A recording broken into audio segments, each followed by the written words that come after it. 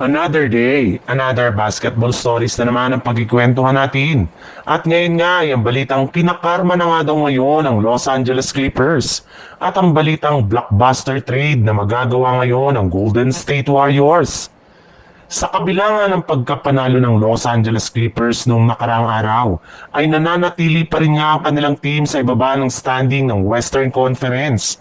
Sa madaling salita, hindi pa rin nga maganda ang kalagayan ngayon ng kanilang team at may posibilidad nga na hindi sila makapasok sa playoffs at maging sa play-in tournament. Napakaliit na rin naman nga ng kanilang tsansa na manalo ng kampyonato at lahat nga ng mga hindi magagandang nangyari ngayon sa Clippers ay dahil lamang sa ginawa noon ng kanilang prangkisa simula pa ng i-trade nila noon si Blake Griffin na sinundan pa ng pag-trade nila noon kay Shai Gilgeous-Alexander. At higit sa lahat, ang 2 beses na pagtanggal at pag-traitor nila sa kanilang player na si Chris Paul. Alam naman nga po ninyo na gusto nga ni Griffin at Chris Paul na magretiro bilang isang Clipper.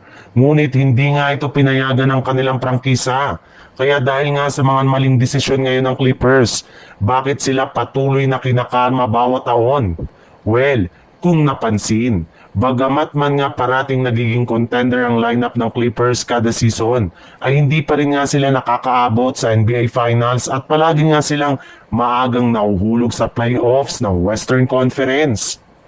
Sa ibang balita naman, ilang buwan nang nakapako ang Golden State Warriors sa ika-top 8 standing ng Western Conference sa kanilang record na 11 wins at 12 losses. At dahil nga sa sunod-sunod nilang pagkatalo sa kanilang mga nakalipas na laban ng wala si Stephen Curry at may hinihinda rin naman injury si Jimmy Butler, ay mukhang mas lalala pa nga ang kanilang kalagayan. Ibig sabihin, posible nga na bumagsak pa sila sa standing kapag nagkataon lalo pat magkakaroon nga sila sa susunod na back-to-back road games laban sa Cleveland Cavaliers at Chicago Bulls. And since nga, hirap na hirap ang Warriors ngayon na manalo sa kabila ng iba't ibang klaseng adjustment na ginawa ni Coach Steve Kerr sa kanilang lineup at rotation, ang kanilang problema nga ay nagmumula na sa kanilang mga manlalaro.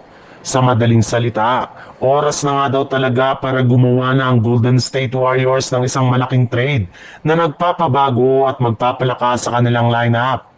Malinaw rin naman nga na kung ipagpapatuloy nila ang kanilang kampanya gamit ang kanilang kasalukuyang roster, ay posible nga na hindi sila makapasok sa play-in tournament. Kaya hindi na nga nakakagulat bakit gumagalaw na ngayon si Mike Dunleavy para ayusin ang kanilang team sa isang trade.